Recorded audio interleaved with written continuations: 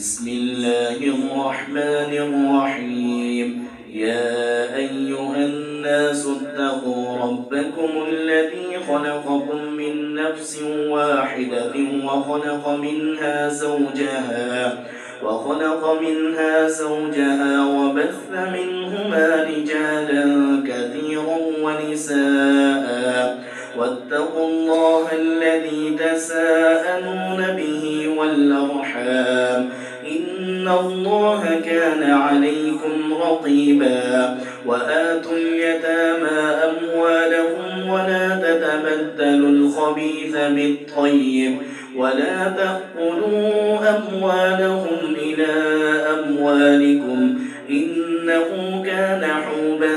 كبيرا. وإن خفتم ألا تقسطوا في اليتامى فانكحوا ما طاب لكم من النساء مثنى وثلاث ورباع، فإن خفتم ألا تعدلوا فواحدة أو ما ملكت أيمانكم ذلك أدنى ألا تعولوا. وآتوا النساء صدقاتهن نحلة، فإن طبن لكم عن شيء منه نفسا فكلوه هنيئا مريئا. ولا تؤتوا السفهاء أموالكم التي جعل الله لكم قياما وارزقوهم فيها واكسوهم وقولوا لهم قولا معروفا. وابتلوا اليتامى حتى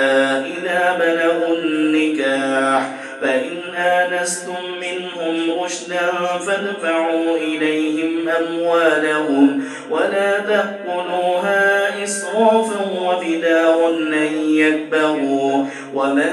كان غنيا فليستعفف ومن كان فقيرا فليأكل بالمعروف. فإذا دفعتم إليهم أموالهم فأشهدوا عليهم وكفى بالله حسيبا. للرجال نصيب مما ترك الوالدان والأقربون وللنساء نصيب مما ترك الوالدان والأقربون مما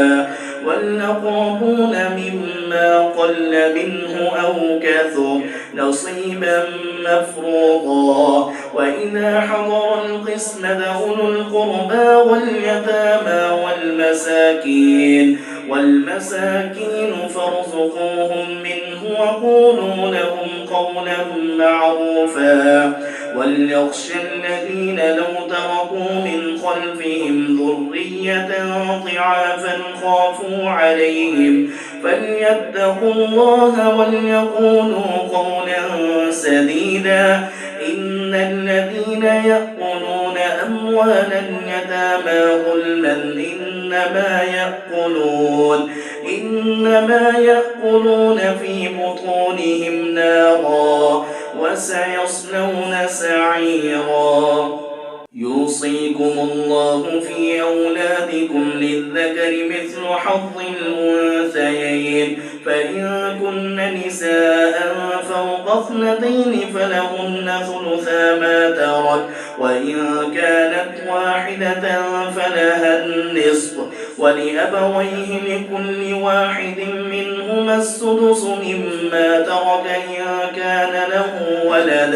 فإن لم يكن له ولد وورثه أبواه فلأمه السدس، فإن كان له إخوة فلأمه السدس من بعد وصية يوصي بها أو دين. آباؤكم وأبناؤكم لا تدرون أيهم أقرب لكم نفعا فريضة من الله إن الله كان عليما حكيما. ولكم نصف ما ترك أزواجكم إن لم يكن لهن ولد، فإن كان لهن ولد فلكم الربع مما تركن من بعد وصية يوصين بها أو دين ولهن الربع مما تركتم إن لم يكن لكم ولد فإن كان لكم ولد فلهن الثمن مما تركتم من بعد وصية توصون بها أو دين وإن كان رجل يورث كلالة أو امرأة وله أخ أو أخت فلكل واحد منهما السدس فإن كانوا أكثر من ذلك فهم شركاء في الثلث من بعد وصية يوصى بها أو دين غير مضار وصية من الله والله عليم حليم. تلك حدود الله ومن يطع الله ورسوله يدخله جنات تجري من تحتها الأنهار خالدين فيها وذلك الفوز العظيم. ومن يعص الله ورسوله ويتعد حدوده يدخله نارا خالدا فيها وله عذاب مهين. واللاتي يأتين الفاحشة من نسائكم فاستشهدوا عليهن 4 منكم فإن شهدوا فأمسكوهن في البيوت حتى يتوفاهن الموت أو يجعل الله لهن سبيلا. واللذان يأتيانها منكم فآذوهما فإن تابا وأصلحا فأعرضوا عنهما إن الله كان توابا رحيما. إنما التوبة على الله للذين يعملون السوء بجهالة ثم يتوبون من قريب فأولئك يتوب الله عليهم وكان الله عليما حكيما. وليست التوبة للذين يعملون السيئات حتى إذا حضر أحدهم الموت قال إني تبت الآن وللذين يموتون وهم كفار أولئك أعتدنا لهم عذابا أليما. يا أيها الذين آمنوا لا يحل لكم أن ترثوا النساء كرها ولا تعضلوهن لتذهبوا ببعض ما آتيتموهن إلا أن يأتين بفاحشة مبينة وعاشروهن بالمعروف فإن كرهتموهن فعسى أن تكرهوا شيئا ويجعل الله فيه خيرا كثيرا. وإن أردتم استبدال زوج مكان زوج وآتيتم إحداهن قنطارا فلا تأخذوا منه شيئا أتأخذونه بهتانا وإثما مبينا. وكيف تأخذونه وقد أفضى بعضكم إلى بعض وأخذن منكم ميثاقا غليظا. ولا تنكحوا ما نكح آباؤكم من النساء إلا ما قد سلف إنه كان فاحشة ومقتا وساء سبيلا. حرمت عليكم أمهاتكم وبناتكم وأخواتكم وعماتكم وخالاتكم وبنات الأخ وبنات الأخ وبنات الأخت وأمهاتكم اللاتي أرضعنكم وأخواتكم من الرضاعة وأمهات نسائكم وربائبكم اللاتي في حجوركم من نسائكم اللاتي دخلتم بهن فإن لم تكونوا دخلتم بهن فلا جناح عليكم وحلائل أبنائكم الذين من أصلابكم وأن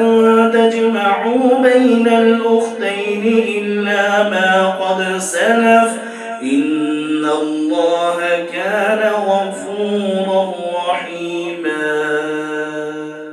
والمحصنات من النساء إلا ما ملكت أيمانكم كتاب الله عليكم وأحل لكم ما وراء ذلكم أن تبتغوا بأموالكم محسنين غير مسافحين فما استمتعتم به منهن فآتوهن أجورهن فريضة ولا جناح عليكم فيما تراضيتم به من بعد الفريضة إن الله كان عليما حكيما. ومن لم يستطع منكم قولا أن ينكح المحصنات المؤمنات فمما ملكت أيمانكم من فتياتكم المؤمنات والله أعلم بإيمانكم بعضكم من بعض فانكحوهن بإذن أهلهن وآتوهن أجورهن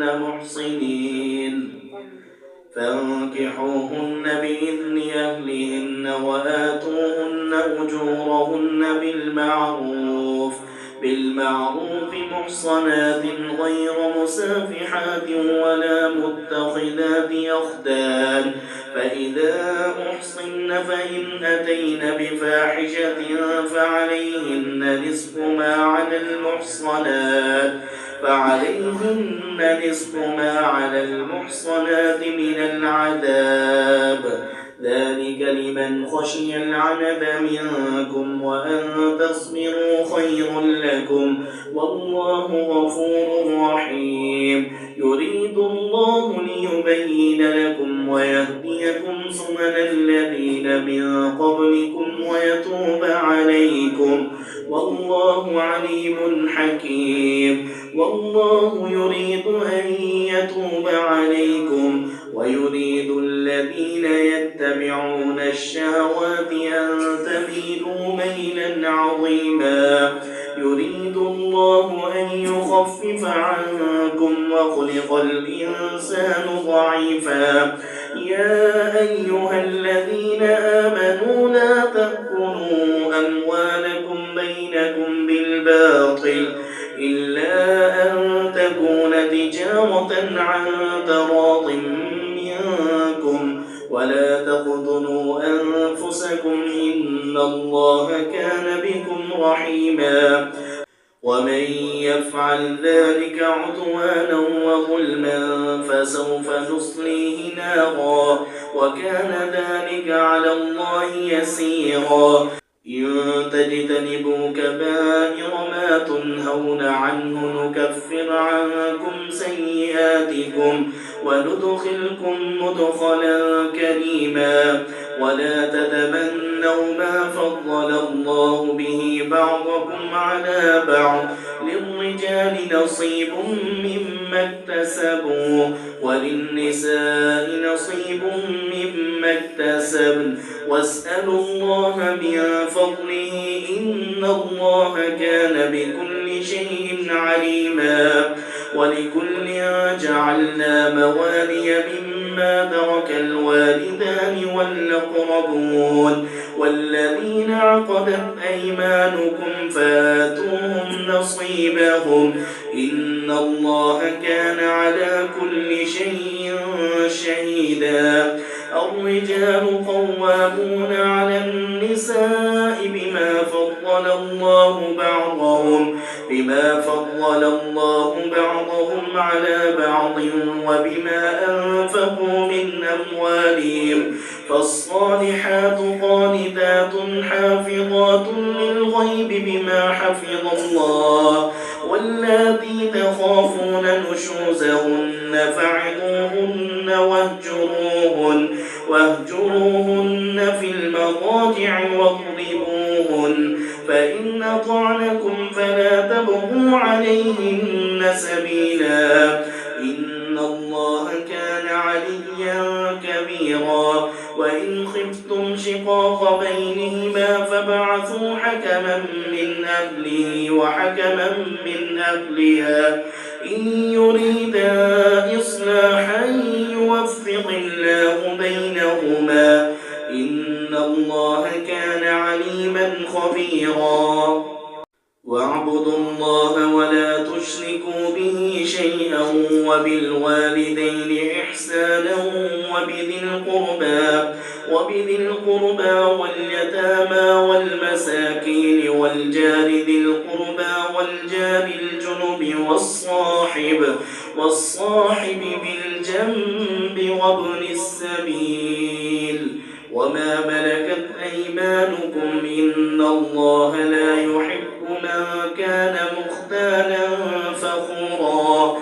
الذين يبخلون ويأمرون الناس بالبخل ويكتمون ما آتاهم الله من فضله وأعتدنا للكافرين عذابا مهينا والذين ينفقون أموالهم رئاء الناس ولا يؤمنون بالله ولا باليوم الآخر ومن يكن الشيطان له قرينا فساء قرينا وماذا عليهم لو آمنوا بالله واليوم الآخر وأنفقوا مما رزقهم الله وكان الله بهم عليما إن الله لا يظلم مثقال ذرة وإن تك حسنة يضاعفها ويؤت من لدنه أجرا عظيما فكيف إذا جئنا من كل أمة بشهيد وجئنا بك على هؤلاء شهيدا يومئذ يود الذين كفروا وعصوا الرسول لو تسوى بهم الأرض ولا يكتمون الله حديثا يا أيها الذين آمنوا لا تقربوا الصلاة وأنتم سكارى حتى تعلموا ما تقولون ولا جنبا إلا عابري سبيل حتى تغتسلوا وإن كنتم مرضى أو على سفر أو جاء أحد منكم من الغائط أو لامستم النساء فلم تجدوا ماء فتيمموا صعيدا طيبا فامسحوا بوجوهكم وأيديكم إن الله كان عفوا غفورا ألم تر إلى الذين أوتوا نصيبا من الكتاب يشترون الضلالة ويريدون أن تضلوا السبيل والله أعلم بأعدائكم وكفى بالله وليا وكفى بالله نصيرا من الذين هادوا يحرفون الكلم عن مواضعه ويقولون سمعنا وعصينا واسمع غير مسمع وراعنا ليا بألسنتهم وطعنا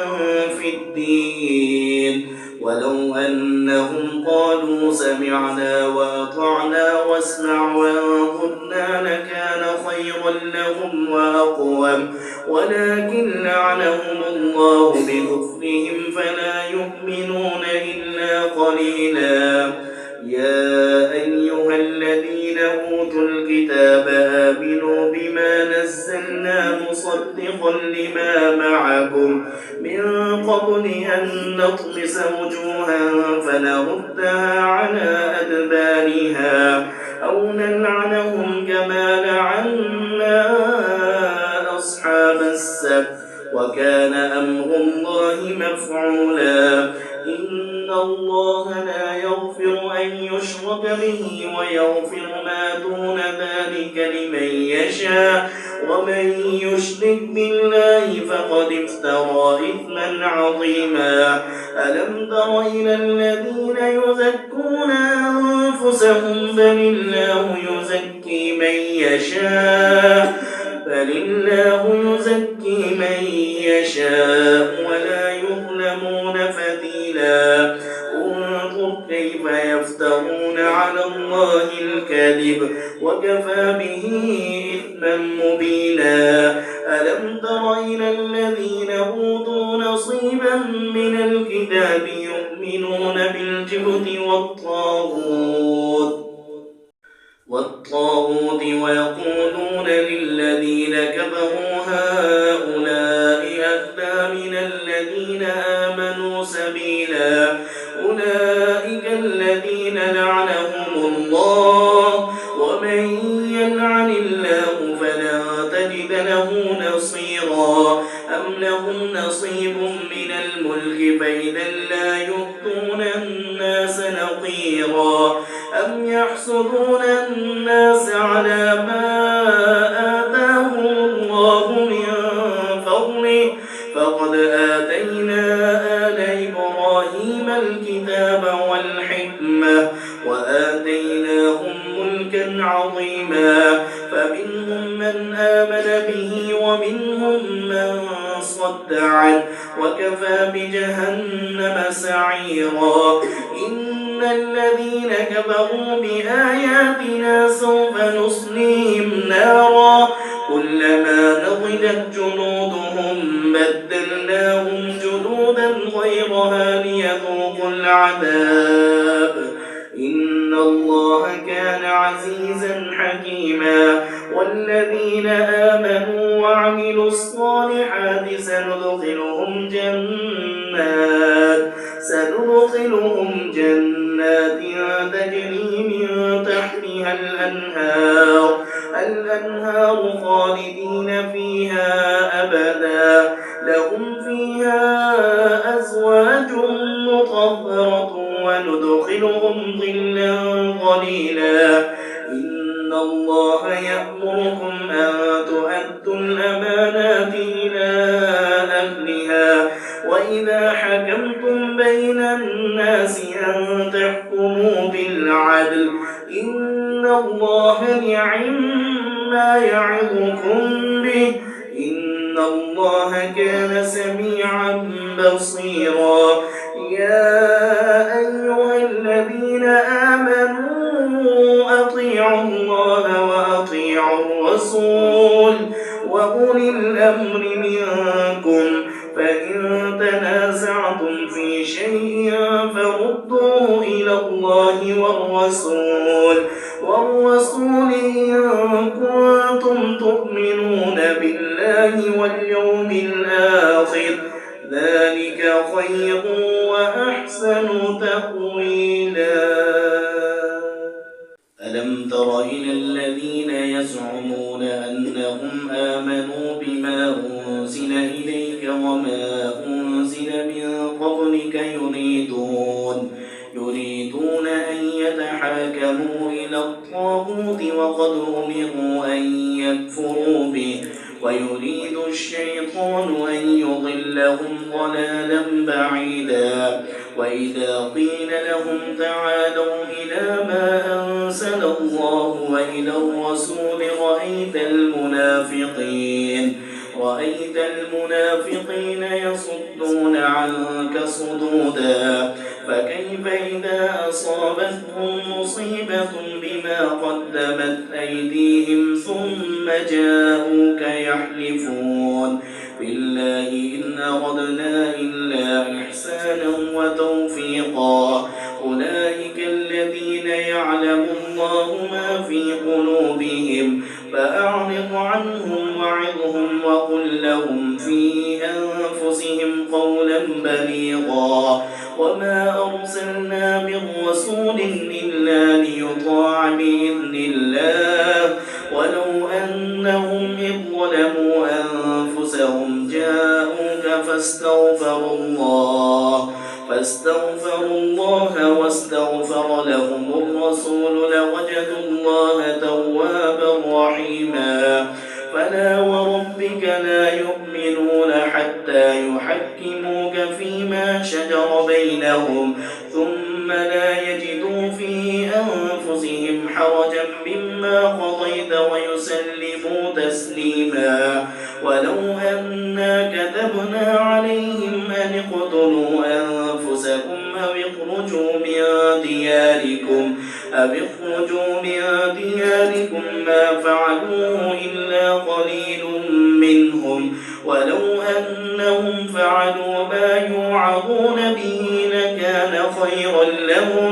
لكان خيرا لهم وأشد تثبيتا وإذا لآتيناهم من لدنا أجرا عظيما ولهديناهم صراطا مستقيما ومن يطع الله والرسول فأولئك مع الذين أنعم الله عليهم من النبيين والصديقين والشهداء والصالحين وحسن أولئك رفيقا ذلك الفضل من الله وكفى بالله عليما يا أيها الذين آمنوا خذوا حذركم فانفروا ثبات أو انفروا جميعا وإن منكم لمن ليبطئن فإن أصابتكم مصيبة قال قد أنعم الله علي إذ لم أكن معهم شهيدا ولئن أصابكم فضل من الله ليقولن كأن لم تكن بينكم وبينه مودة يا ليتني كنت معهم فأفوز فوزا عظيما فليقاتل في سبيل الله الذين يشرون الحياة الدنيا بالآخرة ومن يقاتل في سبيل الله فيقتل أو يغلب فسوف نؤتيه أجرا عظيما وما لكم لا تقاتلون في سبيل الله والمستضعفين من الرجال والنساء والولدان الذين يقولون ربنا أخرجنا من هذه القرية الظالم أهلها واجعل لنا من لدنك وليا واجعل لنا من لدنك نصيرا الذين آمنوا يقاتلون في سبيل الله والذين كفروا يقاتلون في سبيل الطاغوت فقاتلوا أولياء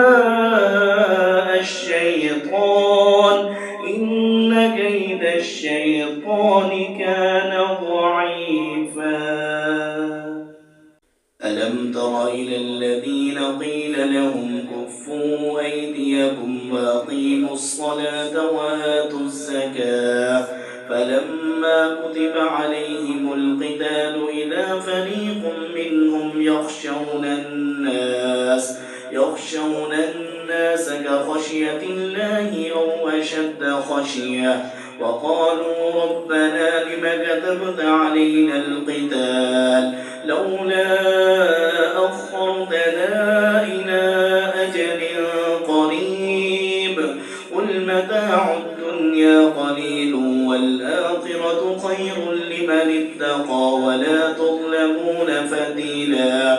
أينما تكونوا يدرككم الموت ولو كنتم في بروج مشيدة وإن تصبهم حسنة يقولوا هذه